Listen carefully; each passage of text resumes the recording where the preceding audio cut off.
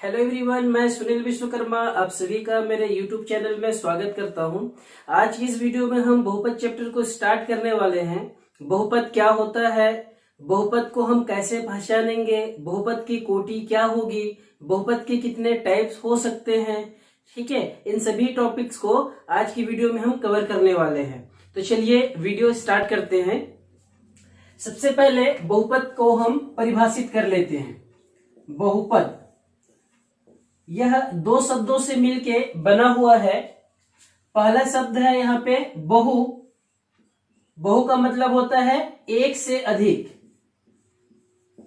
एक से अधिक, ठीक है।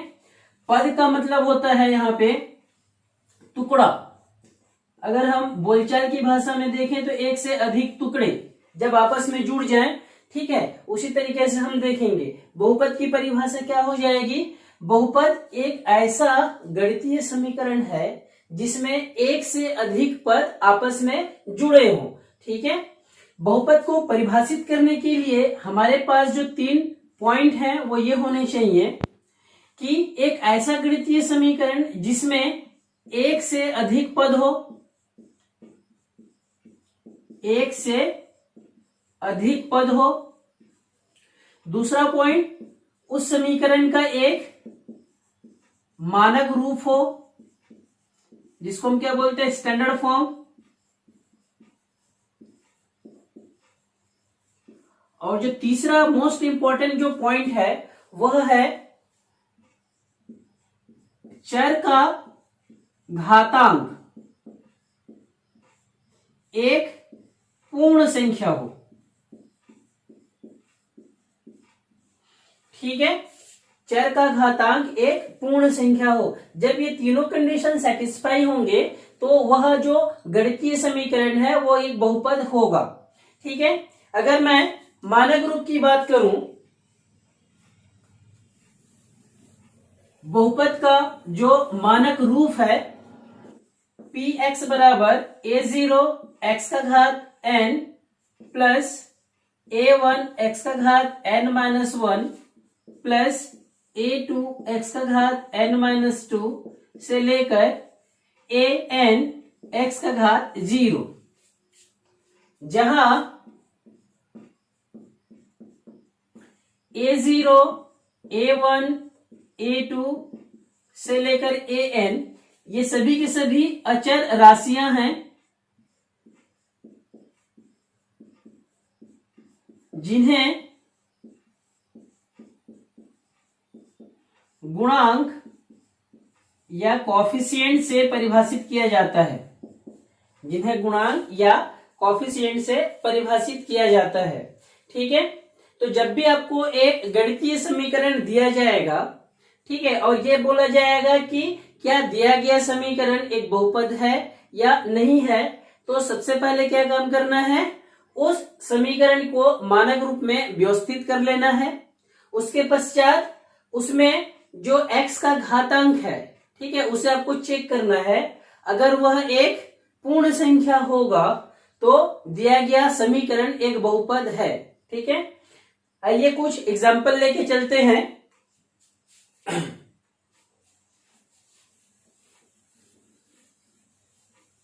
बहुपद है या नहीं है यह चेक करने के लिए नियम क्या है, सबसे पहले इसको हमें मानक रूप में व्यवस्थित करना है। सबसे पहले जो समीकरण दिया गया है उसको हम मानक रूप में व्यवस्थित करके देखते हैं। अगर हम पहला वाले को चेक करें क्या हो जाएगा, px बराबर x का घात 4 प्लस 3x का घात 2 प्लस 2x का घात 1 प्लस 4x का घात 0। यह मानक रूप में व्यवस्थित हो गया है। अब इसके बाद बहुपद चेक करने के लिए जो वेरिएबल्स हैं या चर का है घातांक को चेक करते हैं।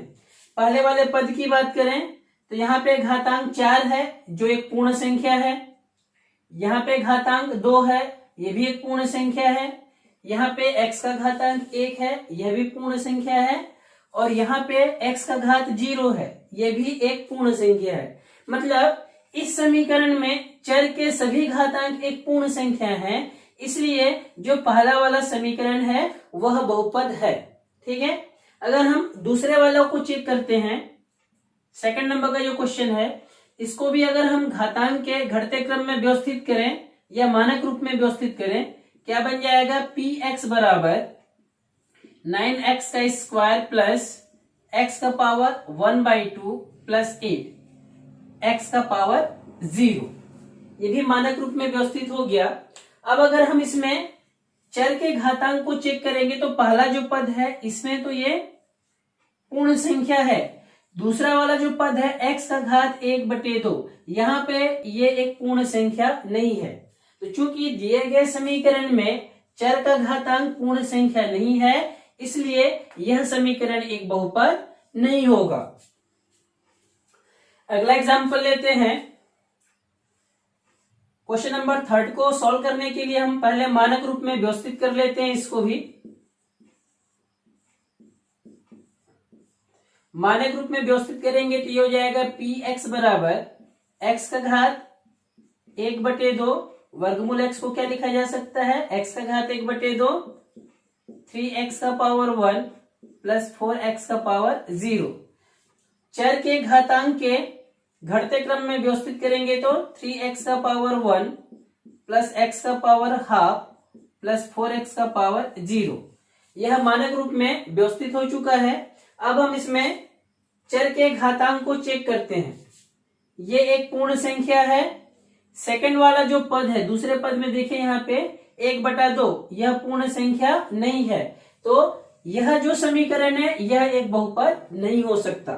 ठीक है, चौथे वाले क्वेश्चन को देखते हैं। जब आप इसको मानक रूप में व्यवस्थित करेंगे तो पी एक्स बराबर एक्स का पावर 1 प्लस इसको ऊपर ले जाएंगे तो एक्स का पावर -1 हो जाएगा। तो यहाँ पे भी अगर हम ध्यान देंगे तो दूसरे वाले पद में यहाँ पे पावर जो है माइनस में है, तो चूंकि यहाँ पे घातांक भी एक पूर्ण संख्या नहीं है, इसलिए यह भी एक बहुपद नहीं है।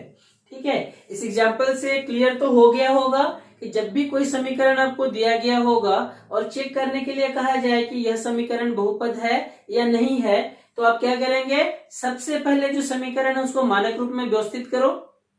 उसके बाद जो चर का घातांक है हर पद का चेक करके देखो। अगर सभी पद के चर के घातांक पूर्ण संख्या में हैं तो दिया गया समीकरण बहुपद होगा, नहीं तो फिर बहुपद नहीं होगा। अगला टॉपिक है डिग्री ऑफ पॉलिनोमियल। सिंपल सी परिभाषा है, किसी भी बहुपद में चर की अधिकतम घात उस बहुपद की कोटि कहलाती है। The maximum power of the variable in the polynomial is called degree of that polynomial. तो अगर हम इसके मानक रूप की बात करें तो पी एक्स बराबर a0 x का घात n प्लस a1 x का घात n-1 से लेते हुए ये कहां तक जाता है, an x का पावर 0 तक। ठीक है, तो अगर इस मानक रूप की बात करें तो यहाँ पे अधिकतम घातांक कितना दिख रहा है, n। इसलिए इस बहुपद का जो डिग्री होगा या फिर हम कह सकते हैं कोटि, वो हो जाएगा n के बराबर। एक एग्जाम्पल लेते हैं। बहुपद x का घात 4 प्लस 7x का घात 2 प्लस 3x प्लस 4 की कोटि क्या है। ठीक है, नियम वही है कि सबसे पहले इसको मानक रूप में व्यवस्थित कीजिए। मानक रूप में व्यवस्थित करने के लिए px बराबर x का घात 4 प्लस, देखिए यहाँ पे एक टर्म मिसिंग है। ठीक है, तो मिसिंग टर्म्स को हम किस तरीके से लिख सकते हैं, 0 गुणित x का घात 3। अगला आ जाएगा यहाँ पे 7x का स्क्वायर प्लस 3x का पावर 1 प्लस 4x का पावर 0। दिया गया जो समीकरण है वो मानक रूप में व्यवस्थित हो चुका है। क्योंकि सभी घातांक यहाँ पे पूर्ण संख्या है तो यह तो बहुपद है, ये क्लियर हो गया। अब क्वेश्चन क्या पूछा है इसमें कि इस बहुपद की कोटि कितनी होगी।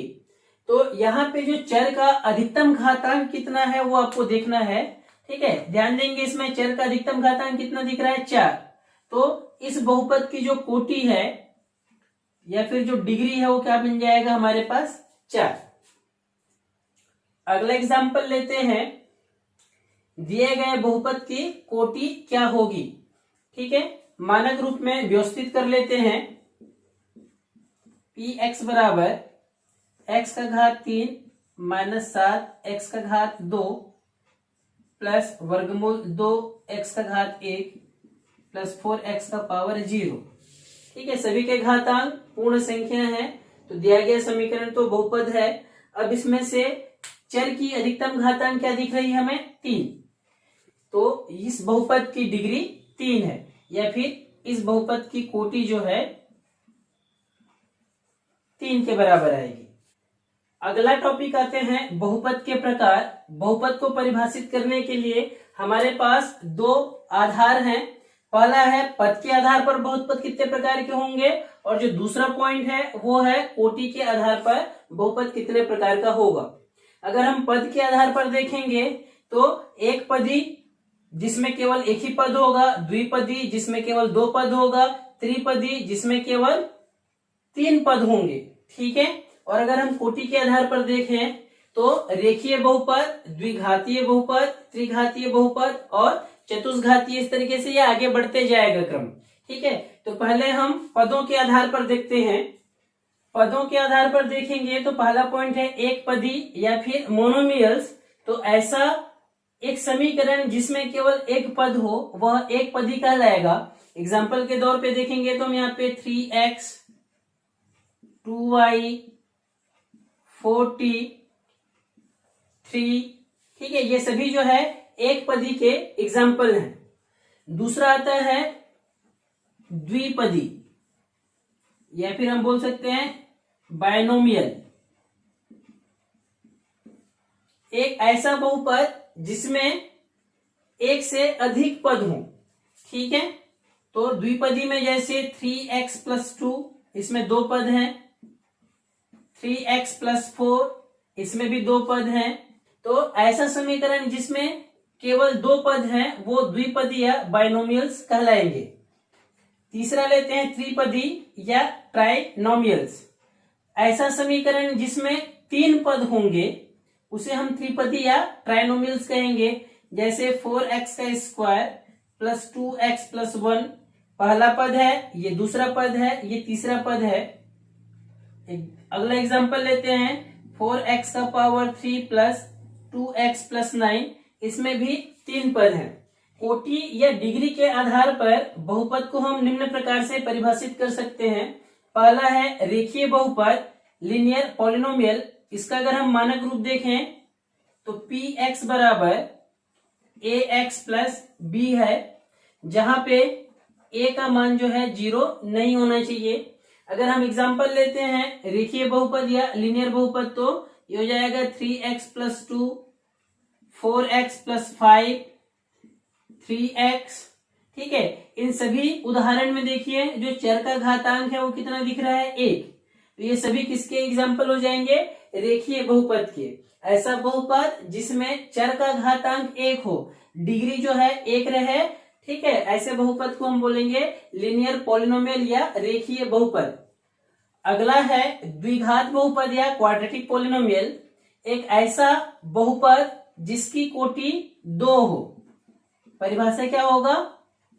एक ऐसा बहुपद जिसकी कोटि 2 हो उसे द्विघात बहुपद या क्वाड्रेटिक पॉलिनोमियल हम कहेंगे।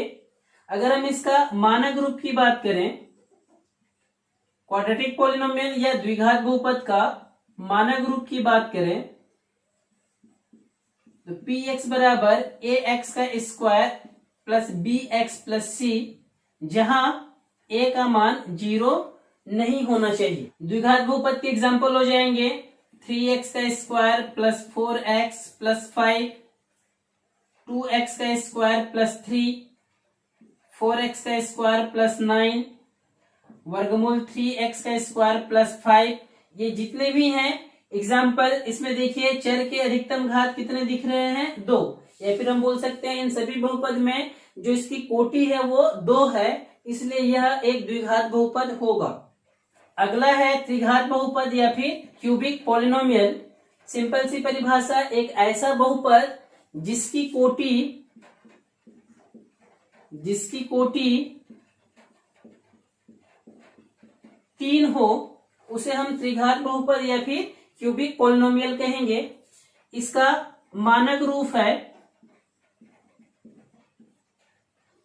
ax का पावर 3 प्लस bx का square plus cx plus d, जहां a का मान 0 नहीं होना चाहिए।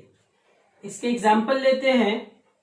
3x का पावर 3 प्लस 4x का स्क्वायर प्लस 4, 5x का पावर 3 प्लस 2x का स्क्वायर प्लस 4x प्लस 9, या वर्गमूल 3x का पावर 3 प्लस 4x प्लस 8।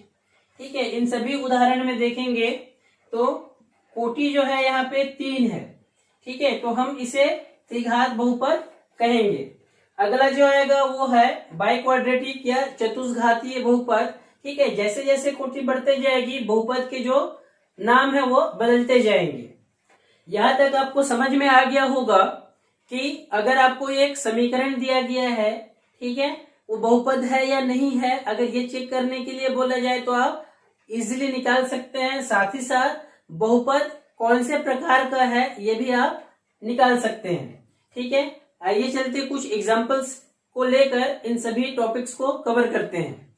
आइए पहला एग्जांपल हम लेते हैं। हमारा क्वेश्चन है, दिए गए बहुपद में x का घात 2 के गुणांक क्या होगा। What is the coefficient of x square of the given polynomial, ये हमारा क्वेश्चन है।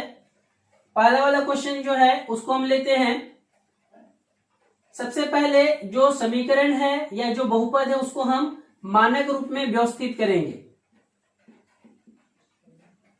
मानक रूप में व्यवस्थित करने के लिए x के घातांक के घटते क्रम में हम इसको व्यवस्थित करते हैं। क्या हो जाएगा ये, माइनस x का घात 2 प्लस x का घात 1, फिर क्या लिख सकते हैं यहाँ पे 2x का घात 0।